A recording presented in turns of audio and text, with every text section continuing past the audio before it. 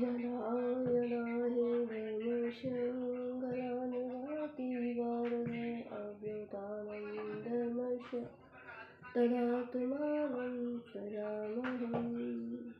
आज का श्लोक है 14वां 5वें अध्याय का। न कर्तृत्वं न कर्माणि लोकस्य सृजति प्रभु न करं फलसंयोगं स्वभावस्तु प्रवर्तते।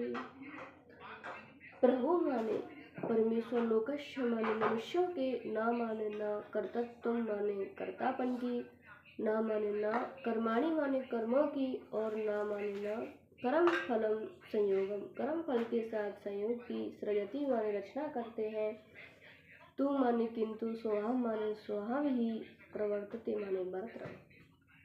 परमेश्वर मनुष्यों के न कर्तापन की, न कर्मों की, न कर्म फल के साथ संयोग की रचना करते हैं, किंतु स्वभाव ही बरत रहा है। न कर्तृत्वं न कर्माणि लोकस्य सृजति प्रभु। सृष्टि की रचना का कार्य सगुण भगवान का है, इसलिए प्रभु पद दिया है। भगवान सर्वसमर्थ हैं और सबके शासक नियामक हैं। सृष्टि रचना का कार्य करने पर भी वे अकर्ता ही है। किसी भी कर्म के कर्तापन का संबंध भगवान का बनाया हुआ नहीं है। मनुष्य स्वयं ही कर्मों के कर्तापन की रचना करता है। संपूर्ण कर्म प्रगति के द्वारा किए जाते हैं, परंतु मनुष्य अज्ञानवश प्रगति से तादात्म्य कर लेता है और उसके द्वारा होने वाले कर्मों का कर्ता बन जाता है।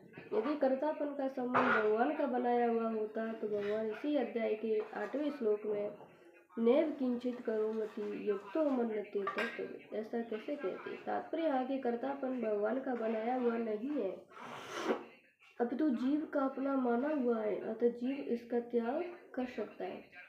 भगवान ऐसा विधान भी नहीं करते कि अमुक जीव को अमुक शुभ तथा अशुभ कर्म करना पड़ेगा। यदि ऐसा विधान भगवान कर देते तो विधि निषेध बताने वाले शास्त्र, गुरु विद्या, गुरु शिक्षा आदि सब व्यर्थ हो जाते, उनकी कोई सार्थकता ही नहीं रहती और कर्मों का फल भी जीव को नहीं भोगना पड़ता। न कर्माणि पदों से यह सिद्ध होता है कि मनुष्य कर्म करने में स्वतंत्र है। न कर्म फल संयोगम, जीव जैसा कर्म करता है वैसा फल उसे भोगना पड़ता है। जड़ होने के कारण कर्म स्वयं अपना फल भुगताने में असमर्थ है, अतः कर्मों के फल का विधान भगवान करते हैं। लभते च तत् कामान्य व्यवहातानि तान, भगवान कर्मों का फल तो देते हैं पर उस फल के साथ संबंध भगवान नहीं जोड़ते, प्रत्युत जीव स्वयं जुड़ता है। जीव अज्ञानवश कर्मों का कर्ता बनकर और कर्म फल में आसक्त होकर कर्म फल के साथ अपना संबंध जोड़ लेता है और उसी से सुखी दुखी होता है। यदि वह कर्म फल के साथ स्वयं अपना संबंध न जोड़े तो वह कर्म फल के संबंध से मुक्त रह सकता है। ऐसे कर्म फल से संबंध न जोड़ने वाले पुरुषों के लिए 18वें अध्याय के 12वें श्लोक में संन्यास नाम पद आया है। उन्हें कर्मों का फल इस लोक या परलोक में कहीं नहीं मिलता। यदि कर्म फल का संबंध भगवान ने जोड़ा होता तो जीव कभी कर्म फल से मुक्त नहीं होता। दूसरे अध्याय के 47वें श्लोक में भगवान कहते हैं, माँ कर्म फले हेतु गुह, अर्थात कर्म फल का हेतु भी मत बन। तात्पर्य वाक्य दुखी सुखी होना अथवा न होना और कर्म फल का हेतु बनना अथवा न बनना मनुष्य के हाथ में है। यदि कर्म फल का संबंध भगवान का बनाया हुआ होता तो मनुष्य कभी सुख दुख में सम नहीं हो पाता। और भगवान ने गीता में जगह जगह कही है, शंका श्रुति में आता है कि भगवान जिसकी ऊर्ध्वगति करना चाहते हैं उससे तो शुभ कर्म करवाते हैं, और शंका श्रुति में आता है भगवान जिसकी ऊर्ध्वगति करना चाहते हैं उससे तो शुभ कर्म करवाते हैं, और जिसकी अधोगति करना चाहते हैं उससे अशुभ कर्म करवाते हैं। जब भगवान ही शुभाशुभ कर्म करवाते हैं तो फिर भगवान किसी के कर्तृत्व कर्म और कर्म फल संयोग की रचना नहीं करते। ऐसा कहना तो श्रुति के साथ विरोध हुआ। समाधान, वास्तव में श्रुति के उपयुक्त कथन का तात्पर्य शुभाशुभ कर्म करवाकर मनुष्य की ऊर्ध्वगति और अधोगति, ऊपर उठना और नीचे आना करने में नहीं है, प्रत्युत प्रारब्ध के अनुसार कर्म फल भुगताकर उसे शुद्ध करने में है। अर्थात मनुष्य शुभाशुभ कर्मों का फल जैसे भोग सके, भगवान कृपा पूर्वक उसे कर्म बंधन से मुक्त करके अपना वास्तविक प्रेम प्रदान करने के लिए उसके प्रारब्ध के अनुसार वैसी ही परिस्थिति और बुद्धि बना देते हैं। जैसे जिस मनुष्य को प्रारब्ध के अनुसार धन की प्राप्ति होने वाली है, उसे व्यापार आदि में वैसी ही खरीदने आदि की प्रेरणा कर देते हैं, अतः उस समय उसकी वैसी ही बुद्धि बन जाती है, और जिसे प्रारब्ध के अनुसार हानि होने वाली है, इसे उसे व्यापार आदि में वैसी ही प्रेरणा कर देते हैं।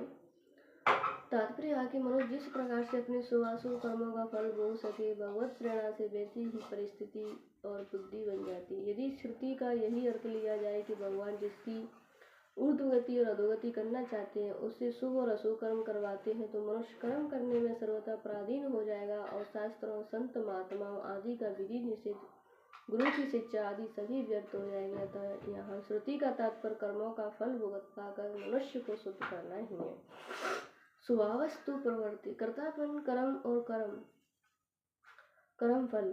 कर्तापन, कर्म और कर्म फल का संबंध इन तीनों को मनुष्य अपने स्वभाव के वश में होकर करता है। यहाँ स्वभाव पद व्यष्टि प्रगति आदत का वाचक है, जिसे स्वयं जीव ने बनाया है। जब तक स्वभाव में राग द्वेष रहते हैं तब तक स्वभाव शुद्ध नहीं होता। स्वभाव में राग द्वेष रहते हैं तब तक स्वभाव शुद्ध नहीं होता। जब तक स्वभाव शुद्ध नहीं होता तब तक जीव स्वभाव के वशीभूत रहता है। तीसरे अध्याय के 33वें श्लोक में प्रगति यान्ति भूतानि पदों से भगवान ने कहा कि मनुष्यों को अपनी प्रगति अर्थात स्वभाव के वशीभूत होकर कर्म करने पड़ते हैं। यही बात भगवान यहाँ तू स्वभाव प्रवृत्ति पदों से कह रहे हैं। जब तक प्रगति अर्थात स्वभाव से जीव का संबंध माना हुआ है, तब तक कर्तापन, कर्म और कर्म फल के साथ संयोग, इन तीनों में जीव की प्रसन्नता बनी रहेगी जो जीव की बनाई हुई है। उपयुक्त पदों से भगवान यह कह रहे हैं कि कर्तृत्व, कर्म और कर्म फल संयोग युक्तत्व तीनों जीव के अपने बनाए हुए हैं, इसलिए वह स्वयं इनका त्याग करके निर्लिप्तता का अनुभव कर सकता है। परिशिष्ट भाव, कर्तापन, कर्म और कर्म फल का संयोग परमात्मा की सृष्टि नहीं है, प्रत्येक जीव की सृष्टि है, इसलिए जीव पर ही इनके त्याग की जिम्मेवारी है। स्वभावस्तु प्रवृत्ति, वास्तव में संसार के साथ संबंध विचित स्वाभाविक है, परंतु अस्वाभाविकता में स्वाभाविकता देखने के कारण संसार का संबंध स्वाभाविक दिखने लग गया। यह स्वभाव स्वतः नहीं प्रत्युत बनाया हुआ है संबंध। जब भगवान किसी के कर्तृत्व, कर्म और कर्म फल संयोग की रचना नहीं करते, तो फिर वे किसी के कर्मों के फल भागी कैसे हो सकते हैं? इस बात को आगे के श्लोक में स्पष्ट करेंगे। श्री कृष्ण गोविंद हरे मुरारी, नाथ नारायण वासुदेवा। श्री कृष्ण